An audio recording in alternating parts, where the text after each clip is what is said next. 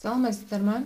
Іздеу жүйесіне GeoGebra Classic деп жазып, бірінші тұрған сілтемеге өтеміз. Сол кезде бізде осындай бет пайда болады.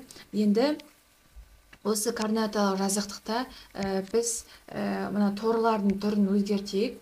Ол үшін параметр деген үш сызық тұрады төменгі жақта міне. Сол үш сызықты басқан кезде баптаулар шығады. Сол баптаулардың ішінен торды таңдаймыз. Тордың ішінен тордың түрі Major Gridlines'ті таңдап алайық. Сол кезде тордың түрі жақсырақ болады. Және үлкейту батырмасын арқылы төменде көрсетілген координаталық жазықтықты жақындатып алуға болады. Координаталық жазықтықты жақындатып алдық. Енді бастапқы фигурамызды салайық. Енді біз бастапқы фигураны салу үшін, мысалы, айталық дұрыс көпірші салайық дейік. Дұрыс көпірші салу үшін бізге екі нүкте қажет және төбелердің санын енгізу қажет. Ол үшін жаңа нүкте дегенді басамыз. Міне А нүктесі, және Б нүктесі. Енді дұрыс көпірші дегенге барамыз.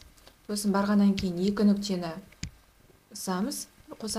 Сосын мына жерде төбелер санын енгіземіз. Сонда бізде фигура пайда болды. Жылжыту дегенді басу арқылы фигураны жақындатып қарауға болады. Енді мына фигураның түсін өзгертейік. Түсті, яғни қанық қылтып таңдауға болады.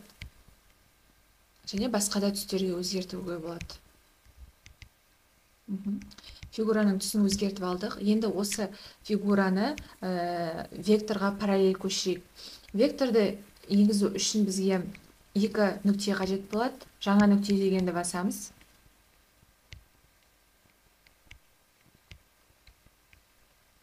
Енді екі нүктені белгіледік. Енді екі нүкте арқылы жүргізілген вектор деген таңдаймыз.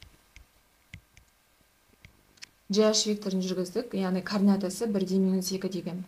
Яғни біз дұрыс алты бұрышымызды осы векторға параллель көшіреміз. Түрлендірулердің ішінен вектор бойынша объектіні көшіру дегенді таңдаймыз. Таңдадық, я? Енді біз бастапқы фигураны таңдаймыз, сосын вектордың үстіне басамыз. Сол кезде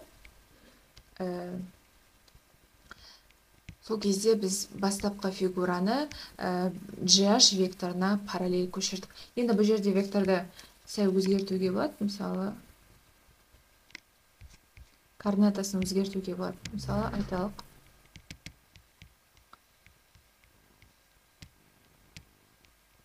H нүктесінің координатасын өзгертсек, мысалы, 12,2 деп. Сол кезде шамалы екінші фигура шамалы оңға қарай жылжыды. Сонда біз дұрыс алты бұрышты 3,-2 болатын векторға параллель көшіру арқылы екінші бір дұрыс алты бұрышты алдық.